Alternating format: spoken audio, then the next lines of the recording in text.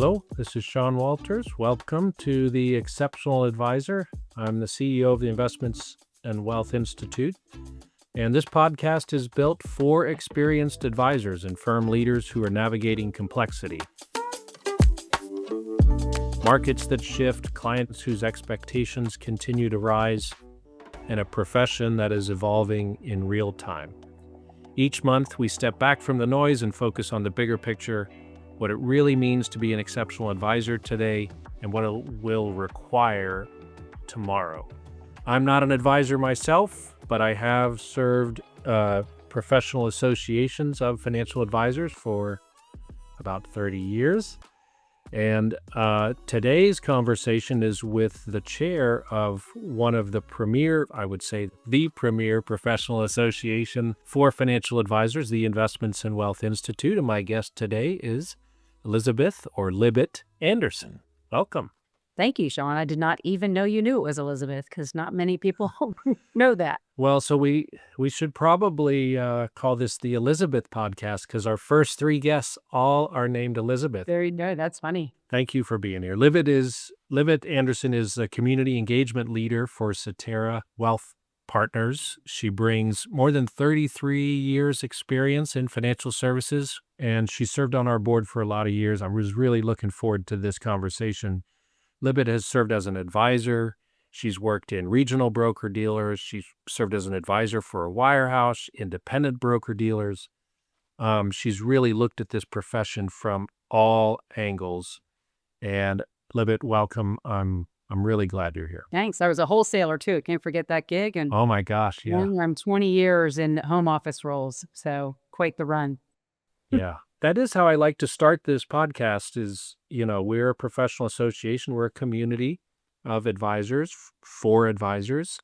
And like every community, people sometimes need people to get going in their career. And so talk about who helped you start your career in financial services, and what did they say or do that kind of nudged you along this path in the right direction? Well, the first was actually someone who handed me a book. So it wasn't as much the person, but it was a book.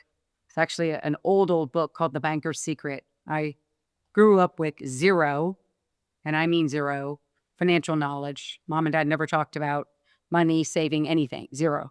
And someone handed me that book, and it was real simple, but I just thought, wow, there's information out there. There are things I need to know. And I started to just become enamored initially with just finance in general. And then it was the markets. And my interest just, I couldn't get enough.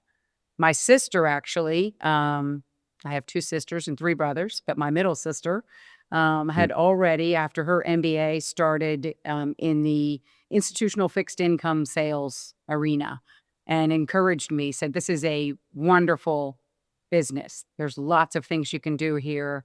She loved what she was doing and thought it had a lot to offer. And I took her up on part of it, which meant the industry in general, but I went over to the dark side of retail. So I went straight toward, learning the retail business and helping individuals achieve their particular goals. So she pushed me. I'm glad she did. And here I am.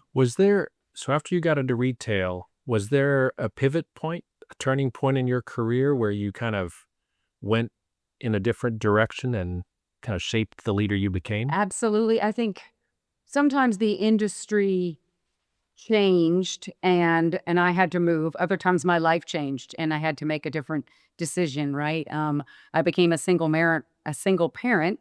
My kids were 4, 5, and 7. I was at Merrill Lynch and trying to navigate that world that was very structured and very difficult to have any kind of accommodation for the first day of kindergarten, for example. So I found that very hard, and that's sometimes where I made changes and moved into different roles. The other thing that I've always done that I think helped me get to the, eventually leading a firm was I've always been a hand raiser. I was at a meeting last week with a lot of senior leaders at Cetera Financial Group, where I now am. Mike Durbin, the CEO, his initial conversation was about raising his hand and how many things you learn by offering to take on something that you know nothing about. I sat in the middle of client services and watched them do what they do, which is incredibly difficult. And I have always been a hand raiser, partly how I got to IWI. I was at a conference, and the annual conference I thought was amazing. And the speakers were people I'd read about and books I'd read, and there they were. And I raised my hand and said, I'd love to help on this conference committee. I wanted to get behind the curtain. I always want to know how things work. So I got behind the curtain and haven't come back around because I continued on that conference committee and a lot of other committees, and have really enjoyed all that I've gotten and learned from being involved with Investments and Wealth Institute. Yeah. Well, we're going to come back to that because that's a great lead into the first segment on what makes an exceptional advisor, and your point of how you raised your hand and were willing to do a little bit more than perhaps a lot of your peers. Mm-hmm. Barron's and a lot of the lists that we all use to try to find a professional are great, but they don't really define what makes an exceptional advisor. Mm-hmm. What do you think? I mean, having worked with so many advisors over the years, what are the things that make an exceptional advisor? It's interesting when you say an exceptional advisor or we all realize there isn't just one way to do this and there isn't one perfect model. I almost thought about building that avatar and having this person's brain that was so good for this business and someone else's organizational skills. And, you could put together, that ideal. The reality is what I found when I thought about all the people that I've been fortunate to be around in this industry, I did figure out the common thread that I think is there is a mindset of service. And by that, I'm finding that the exceptional advisor is focused on service. They're focused on service to their clients, service to their team, their firm, whatever it might be, whichever business model they've chosen. And many people move through various business models in this industry that can last for a lifetime. But the idea of service is they're bringing their best self, everything they can to the table every day. And depending on the clients and the age of the clients, the scenario of the client, it's different, right? So some days it's kind of bringing that most basic thing that you need to help them just understand the language of investments and finance. And at another time, it is about having that advanced credential because you're dealing with someone, and that's a service. You've gone out and taken time to add to your skill set, to add to the things that you know, and then you're bringing it to the table for them, whether it's a deep planning expertise, whether it's portfolio construction, high net worth issues for tax consequences, all of those things, retirement income planning, all of that is a service that you are bringing to those clients and to your teammates and to, all of the people that you serve. So I thought about all of that, and I really kind of service stood out to me as that one thing that seems to be consistent among all of those people that I would put together and put in that group of exceptional. Yeah. Well, and that's, one of our next guests, upcoming guests is Michael Kitces, and he's talked about the only form of capital investment that you make when you're, wanting to grow your services as a business is between your ears, right? You invest in your knowledge. So how should leaders think about education and credentialing, not as a box to check or as a way to signal to your clients, but as a true performance system or performance management lever? Right. Well, speaking of clients, we wish they knew, right? You wish that clients understood what various credentials mean, what licenses mean. But that doesn't, I don't think that'll ever happen, right? So at the same time, leadership does know. And I think that the best firms you see out there have requirements for certain ways of doing business, for certain levels of clients that you might be working with, so that they know that you're bringing that skill set. So requiring credentials, requiring even, I would even wish advisors understood the difference between the various credentials. Sometimes there is a check the box, I need this thing to say I'm, gone beyond my basic education and just my licenses. But there seems to be a lot of mass herding sometimes for one designation or another. I think leadership can do a lot to learn about in designations that are out there, what that skill set brings them, and how to encourage the advisors who are working in that particular market, right, to go and do that extra work that it takes to have that skill set. It's better for all of us. It's definitely better for the clients. It's better for the advisors. They're bringing more to the table, and it's better for the firm, right, from a compliance perspective and all the things that we know that we need to be able to do to serve in the best way Yeah. those Yeah. clients. And the bar just keeps rising, right? I mean, Right. I was around in the late 90s when there were sessions at financial planning conferences about how the internet is available now to let your clients find out more information. So you need to be a little sharper in your game. You can't assume a Right. client walking in the door doesn't know anything about taxes or investments or retirement or whatever. Now with, fast forward another 30 years, or in AI, people are kind of sitting in the lobby of the advisors, getting the advice that they're about to get, and then fact checking or comparing their financial advisor to whatever AI is feeding them. Not to mention, of course, fiduciary regulations are higher. The bar just keeps clicking higher. So how should the profession respond? What would you advise advisors to do, knowing that the client expectations are just going to continue to rise? Yeah, think about the earliest days where it was actually trust me, because I'm using words and I'm using terminology that you can't possibly understand. And that worked for Yeah. a long time.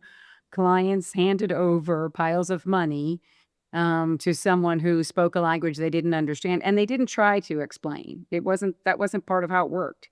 And they weren't necessarily doing bad things. They just didn't have to. It was, I know this stuff and I'll take care of you.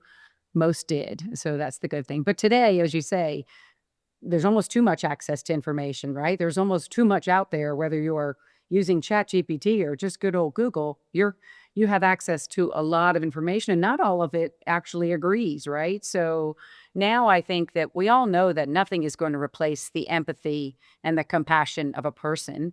But if they can use the tools to complement what they know, I think I would love a requirement that advisors are always lifelong learners, that they are constantly striving to continue to enhance their skills, right? Because what we knew last year still isn't all current, because things change, rules change, regulations change, products change. So it is not a, set it and forget it, a one and done.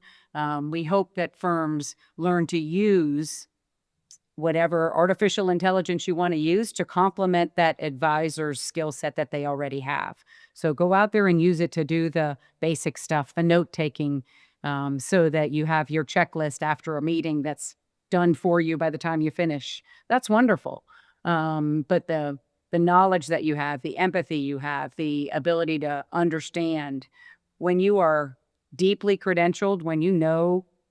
One of the things I learned, I remember my SEMA was, 100 years ago, but not exactly. But I just remembered that I would come home and test my ability to explain something like standard deviation on my kids. I'm sure they loved it, but there I am at the track meet saying, okay, does this make sense to you? And I taught them some basic things like rule of 72 and all of that. But then when I got to the deeper concepts, it was about, if I knew it really well, I could explain it to a child and they would understand it, right? So, being in that lifelong learner category, I think firms should continue to make sure that we have ongoing continuous improvement in our knowledge of the industry. Yeah. I mean, look, you and I both lead an association that is a credentialing body, and the credentialing bodies right now are under a lot of pressure because AI can pass our tests. They can pass the most difficult tests among us today. And They can go to law school and that's whether it's medical, no matter what vertical you're talking about. Right. And so it starts to question the validity of the certification exam and the certification process, which is more than the exam, by the way. It's experience for a reason. It's ethics for a reason. And it's education for a reason. Right? We don't just want you to recite facts in an exam and pass it. We want you to learn and apply knowledge. So more and more as credentialing bodies, we're certifying trust, judgment, ethical credibility, and empathy, right? I mean, we may not be able to ask a test question about that, but you're likely not going to be successful if you can't relate with your clients. Right. And passing a test means what, right? The day I passed my 7, I couldn't do anything. I still didn't know, Yeah. right, what to do. And this kind of gets into the segment I wanted to ask about, and that is, we know a lot of really successful sole proprietors. I know you've got a lot of them that you support in your day job too. So we want to be careful how we address this, but certainly the notion of teaming has become more relevant in today's client-advisor relationship. For some of the reasons we talked about, even with AI, you just have different takes and different professionals as part of a team that can handle a client better. What are some of the trends you're seeing in teaming, and why is there such a shift towards this new horizontal team model? Why is that important for advisors to be thinking about that? You mentioned I am very ensconced in the independent channel, which I started out over on the private client side. I've been in the independent channel for a number of years now, and I love it because of the entrepreneurial spirit that I get to work around every day. But a lot of them are building teams, and a lot of them are putting together, like you say, that horizontal model. What I think is best is a team of complementary skills. What they should have, even if you thought about designations, are skills that complement each other, right? And that work together. The SEMA is very different from the CPWA. I just took my RMA, as you can probably tell by my face. I'm getting, up in age. I'm turned 63 this year. I did the RMA to understand retirement income planning for myself, if nothing else. It was a wonderful exercise to go through and learn things that I had do not know. But I think that on the ideal team, the exceptional team, we would put together people who have various designations that do complement each other, that they could take care of a client, from beginning to end. It's funny because it's a phrase they use here at Soteris called forever home. They don't espouse just one perfect model, but they do work toward taking care of advisors from beginning to end throughout their career and their life cycle in this industry. And I think IWI does that as well. So it's kind of nice to talk about those at the same time. Yeah. I'm going to follow up on your retirement management advisor experience because I don't often get to talk to a recent new certificant. You just went through the program. What's one or two things you found that you learned that really does help an advisor or a team of advisors deliver better advice to the end client? Right. Oh my gosh. So I didn't really think about it, but what we love doing is building portfolios. We love the markets if we're in this industry. Accumulation is fun, right? It's like you're watching this thing build and you're taking that snowball from zero up to something, and you get to start to talk about how big their nest egg is going to be. And what I probably thought, like many people, is that you get toward retirement, I think it was just going to be an easy thing where you just, add a little bonds in here every once in a while. It's just easy. It's not exactly put it in reverse, right? It is so much different when you talk about true retirement income planning. And I've got to replace this paycheck, and I've got to figure out what the value is today of those future resources I might have access to, and then determine how much is left. What do I need to do, and what are my goals, and how can I get there? It was a very wonderful process once I dug into that exercise of literally going down the rabbit hole of finding those dollars and learning that retirement income planning is very different from wealth accumulation.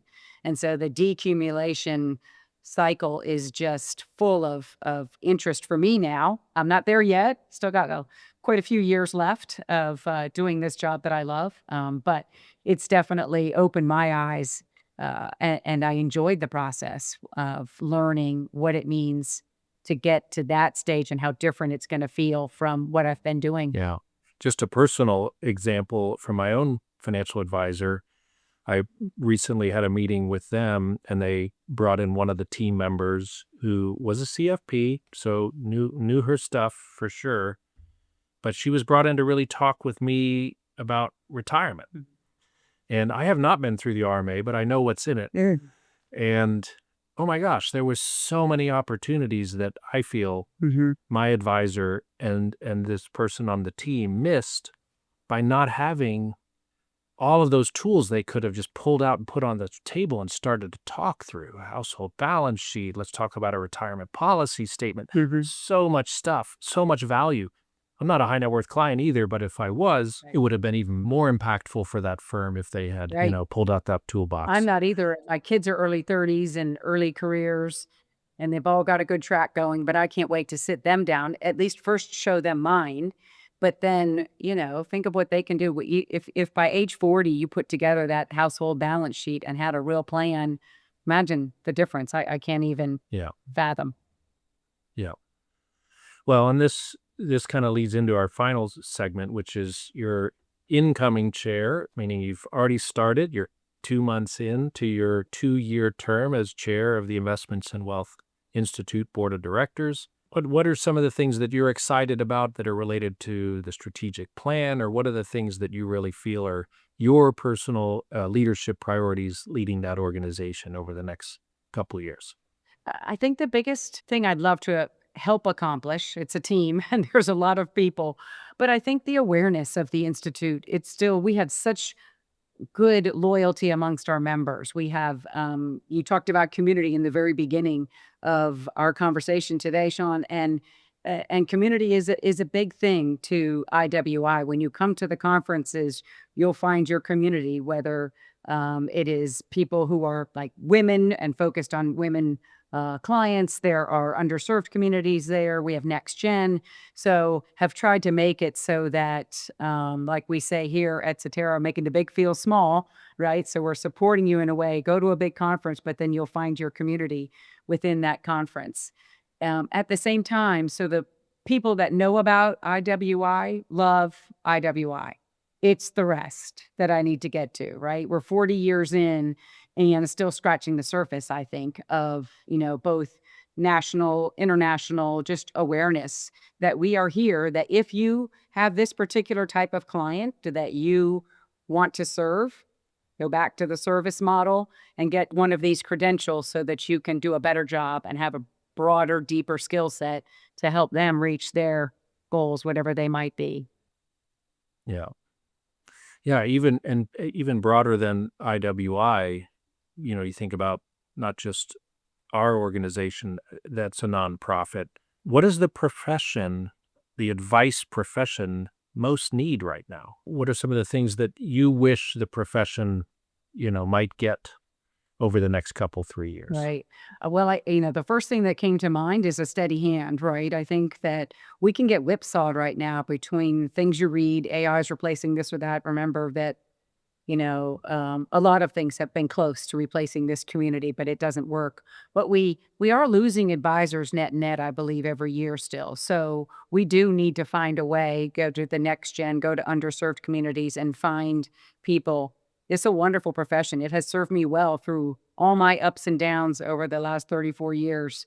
And I've been able to find a different way to do this business, right? So moving from producer into wholesaling to home office, and all of them serve me very well. So, what the profession needs is that steady hand of these long serving institutions that can guide us through, and not a shiny object of crypto or AI or something else. They are wonderful and they're going to be additive to all of us, but they don't replace us and they don't replace the empathy, back to the compassion, back to the knowledge and skill set that advisors need to have. So I think it is in the world today important that we have these stable institutions that continue to guide the future of this industry, because whatever else you do in life, you can be, my daughter's a dentist, my boys are engineers. They all need this information. Yeah. And that's kind of nice for mom because I get to be useful still. Yeah. Well, I've got one follow-up question. Mhm. It's a tough one. Uh-oh. So I'll put you on your feet for this one. And I have a thought on it as well. For so many years, let's say 40 years that IWI has been an organization. And I have familiarity with another organization that's been around 50 years, right? Also serving financial advisors and financial planners. There's been a lot of us versus them kind of infighting, right? You've got reg reps versus IA reps. You've got firms versus advisors. There's this type of business model versus that type. And you've worked in a lot of those different places. You know exactly what I'm talking about. Right. You might work at one type of business model one week and a different type the next week. And so you've seen the same thing I have, that, y'all, we have more in common than we have different. How can we get together and be more of a unified profession? And that's kind of my question. What do you think it's going to take for us to kind of shed some of those old battles and come together as a more unified financial advice profession? It certainly is a shame that we waste 1 ounce of energy on us versus them, because again, there is no perfect model either of an advisor or of a firm. There's lots of different ways to do this business. As I said, the entrepreneur, 1099 model that I work a lot for today isn't for everybody. Not everybody is meant to own their own business. And many people do very well in the private client model. It's a different model, but I think following the herd is a problem. Oh, that's what everybody does. They get this designation or they do this thing and they work at this firm. And so, can we think of the greater good, and can we think of the clients that really do need us, that really don't have access to this kind of information? We are constantly raising the bar. Can it go too high? And these individual investors, I had a fire inspector here today in the office, and he started asking me about when he figured out what we did. He's like, well, I think I need help, and I said, give me your name and I've got some advisors I can help you with. But, people need it. They need this information. And I would love for us to step back and draw some alliances, because we need everybody: W-2, 1099, hybrid, RAA, registered rep. We need it all. So they all serve their place. They all serve a function. I want them all to be credentialed. I want them all to be lifelong learners, because I think that's the more important piece that's often missing. Yeah, totally. Well said. I think that's exactly it. And I mean, the Investments Wealth Institute has come a long way since I started. Even in 2007, I think it was 13% independent advisors in that membership of 6,000 people.